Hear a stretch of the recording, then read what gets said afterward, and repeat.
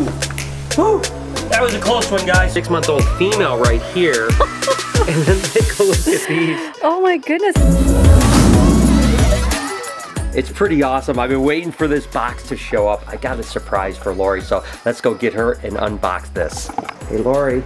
Yes. I got a surprise. I bought a couple things and I wanted to show you. You got time? What did you buy? I got some stuff. You want to go unbox it with me? Okay. Let's go. All right, so here it is, Lori. I got your present. Oh, it's a present for me. Well, kind of, a little bit, sort of. I know that you like this, so, and I know we talked about potentially getting some more. What are you worried about? What are you worried about? We talked about you stabbing me. Okay. Let me just go peek real quick. All right, perfect. Oh my gosh! Oh jeez! Look at this one here. This is cool. We got some new baby lychees from my buddy over at Jonesy's Reptiles. That's where a couple of ours have already come from. But take a look at these little guys here. Look at these, Lori. Oh my gosh, those are so tiny. I don't think I've ever seen them that small. This is actually a 6-month-old female right here. And then take a look at these. Oh my goodness, how old are these? These are just literally a couple weeks old. Okay, I was They're gonna super say, young. this looks like about what hatching size would be. Oh my goodness, gosh, they're so cute and fat. Oh my God, and look how cute this one is. Oh my God, it is so, oh my God, I'm excited. Oh my goodness. I knew you love lychees. I It's always do, like one of your favorite reptiles. And so. they were on my list to get more. Paul and myself next week are actually going to Steve over at Leaping Lychee's place. Shut We're gonna go up. see his place, yeah. Oh, you're gonna go there without me. That's you can come. nice. Whoa. Yeah, I know. Jessica and me are both like, what the heck? You guys can come if you want. And then this one's just a little couple weeks older. Look at that cool marking. Yeah, I on was it, just though. gonna say that. It's got Look that at how really cool that dark is. spot But on look at how its just a head. couple weeks can make a difference. Yeah, Oh I guess my this gosh. guy kind of does too. It's got that little bit of darker. Yeah, I wonder if maybe as they get older, they like change or something like that. And I think that this is a probable male. They're so tiny. And then the rest are females. This So we've is- got one male and 2 little tiny females and 1 bigger female. This is so cool. See, you know what I love?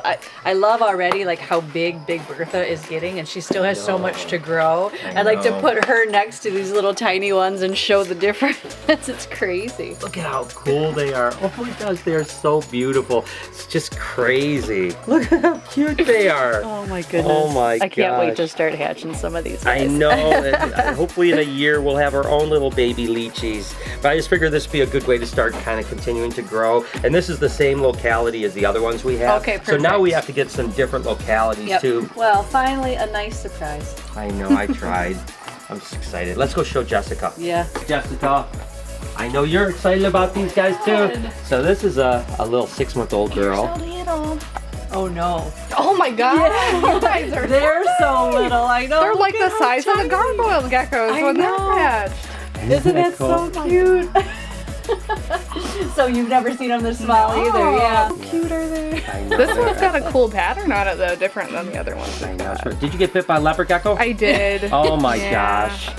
First Jeez. male bite of the year. Actually, got Oh. another one right there. That's from a female. Looks like a heart. Yeah. Oh my Heart-shaped Little bite. love. Oh my gosh. Oh my gosh. So I had actually told Jessica that these were coming, so we already talked about the setup. I've got some boxes and I figured we could take you through the process of how we're gonna actually set these guys up. Jessica knows more about it than anything, so we'll go ahead and do that. What do you say we get started? Of course, I've got Jessica with me. I'm gonna do a little mental inventory for you guys really quick. We've got 3 different sizes, so we're gonna use a bigger tub, a medium-sized tub, and some smaller tubs. That way Jessica can just really keep an eye on the animals eating while they're kind of going through a quarantine process and stuff like that. We have some fake plants right here, and then we have this kind of plastic hardware cloth that basically Jessica makes these tubes that are great for them to hide and climb and all that type of stuff. We've got zip ties to zip them together. We've got a drill to make some holes in the tubs and stuff like that. So tell me what we're gonna do. Well, first things first, we're gonna make our little climbing tubes, our little mesh tubes. And so this is pretty easy. You wanna make sure the tube is big enough that your arm can fit through it. So if a gecko is inside the tube, you can actually get it out. Make sure your arm will fit through it. So you kind of just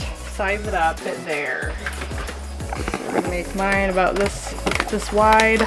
The other thing you want to remember about making these little tubes is you don't want to use it for geckos that heads are smaller than the little holes because you don't want them to get stuck in there. We're probably only going to use this for this one. Okay, the other two small ones a little bit too big. They're a little too small for it, so we'll figure something else out for them. Right, sure. They do make this cloth in smaller holes. I just bought this one. I wasn't thinking about the head thing. That's why I've got Jessica, because she's a lot smarter than I am, obviously. So, all right, so once you do that. So I've got it really long here. We're probably going to want to cut it down a little bit. I usually do about 2 tubes for this. So we'll cut it out there. Then you can go back through and cut off these little pointy parts at the end if you want. Just zip time together. Do one on the middle, one on each end, and then maybe one between each. And obviously snip this off just as an extra and stuff like that. But that's pretty much the simplistic way of making a tube that's really good for geckos. Obviously, like Jessica said, make sure that holes are the appropriate size for them. But it's a really good thing because the geckos can get in there, yet there's plenty of aeration. It's really easy to disinfect because it's plastic. You can dip it in, you kind of disinfect in bleach water, whatever the case may be. And like Jessica said, make sure you can get your arm down there if you have to get the gecko out. And there's the finished product, guys. Quick and easy tube. Now, Jessica said she's going to put 2 of them in here. So it'll be like that. Gotcha. That way they can kind of climb around and have some good stuff, and then on to the decorations and so on like that. Take a couple little pieces of this and we're going to put it on the outside of this so they can hide inside the tube or under the leaves on the outside of the tube. So that basically wraps up the big cage for that, and we're going to do the same thing just on a smaller level for the other 2 cages. Again, Jessica said we're going to have to get some smaller plastic mesh so the gecko's head doesn't get caught in there, but then we're just going to set those guys up and we'll let them settle in. All the tubs are set up. You can kind of see the smaller tubs right here have lots of foliage for them to hide in. The medium side one has a little bit of a moist box. Obviously the big one is all set. So what do we got to do now? Just mist them down a little bit? So they're going to drink mostly off of the walls and stuff and water collecting. We'll still put a water dish in there just in case, but mist all these down really quick. Yeah, and these guys are also eating Pangea fruit mix and some bugs as well. Certainly Rapashi's the same type of thing, but these particular ones were started on Pangea fruit mix. And again, he said he was feeding them some crickets as well. All right, good with that. Now it's just time to put them in. All right, let's do it. Oh, look at that girl. Like I don't want to let go of the paper towel. There you go, sweetie. There's your new home. I think she looks so good in there. I think that's perfect for her too. That gives her lots of room. She should be really good. And of course the smaller ones are going to go in smaller ones because you want to keep a closer eye on them. They get lost in something this big. So they get intimidated too. They won't find their food if you put something this small into a cage this right. big. Yeah, exactly. So we want to make sure these little hatchlings are eating before we move them up to something bigger. There you go, little one. And all this, they can climb on all the foliage. Absolutely.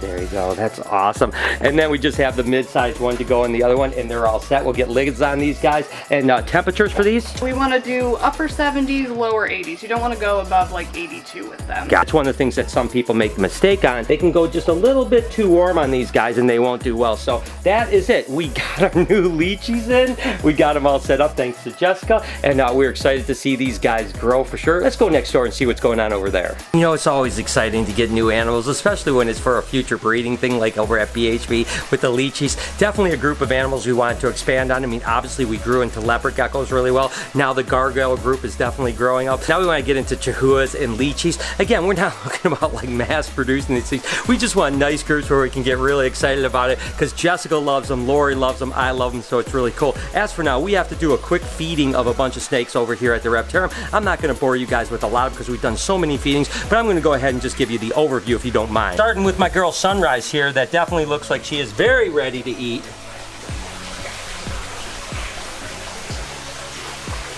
Oh yeah, she's ready. There you go, girl. She is such a sweetheart. So again, let's just go ahead and power through all the feeding here. There you go. There you go, sweetie. There you go. I just love the way that guy takes it. Just so gently. What an awesome animal. Ricky looks like he's fired up to eat.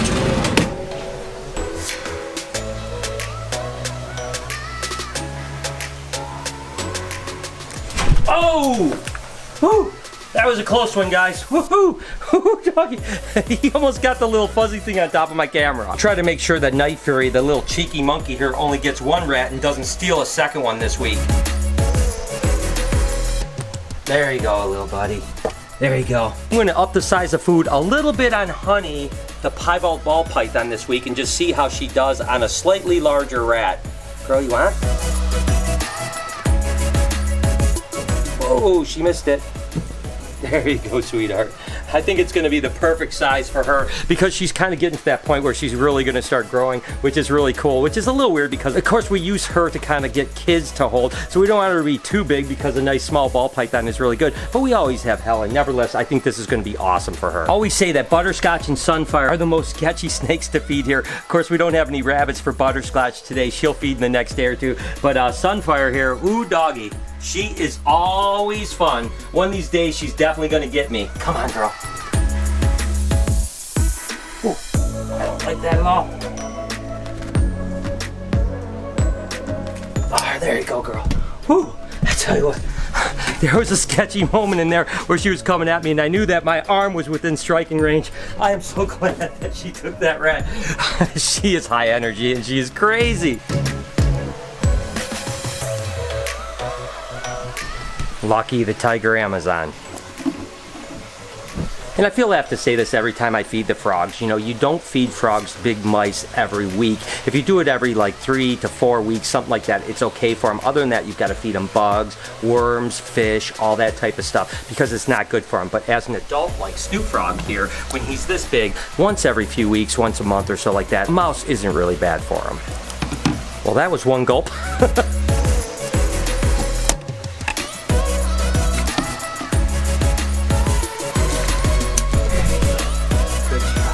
Sunny is fresh out of shed. She looks absolutely amazing. And of course, right after they get out of shed, they love to eat. Whoa, we'll give another to my girl Sunrise here.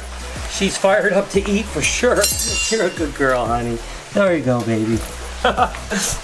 She is definitely, she's a beautiful, tame snake, but when it comes to food, she definitely likes to eat. And that'll wrap up the feeding portion of this vlog. Geckos are all settled in, looking good, and I cannot wait to see them kind of thrive. They grow so quick, guys. I mean, they literally go from this size to like this size just in like 6 months, so they are absolutely incredible. Of course, Big Bertha next door, hopefully it'll be big enough to maybe breed next year. We'll see. Again, it's not high on my priority list to breed these guys. I just want a group because I've always thought they were amazing. Lori's always thought they were amazing. And truth be told, Jessica is so important to us. I really like to give her things that she loves to work with. After all, she works with leopard geckos so much. I love to give her other groups of animals to kind of keep her just excited about the job because she is really, truly amazing to me. I do want to just say one thing really quick. It does concern me a little bit. Whenever YouTubers, myself included, get new animals, they seem to be one of the most popular videos. So when it's like, gotta do this, gotta do that, I do say, you know, hey, we're a breeding company, we're a zoo, stuff like that, but it is a little dangerous. And what I mean by that is that in certain cases, there's YouTubers that feel almost the need to get animals in order to get views. We don't do it here because this is what we do for a living, and I'm not calling anyone out. What I'm saying is it's an interesting topic. Comment down below and tell me what you think about that, because after all, if you're just continuing to add animals after animals after animals because that's the way you kind of get people interested, it is a little bit dangerous because I don't know that that's a good message to be sent. But that said, you know, listen, we've been getting animals for the last 30 years, so for us, it's really nothing new. Anyways, I would like to know your opinion on this. With that said, have an absolutely amazing day. You guys mean the world to me. Be kind to someone, and I promise I will see you guys tomorrow.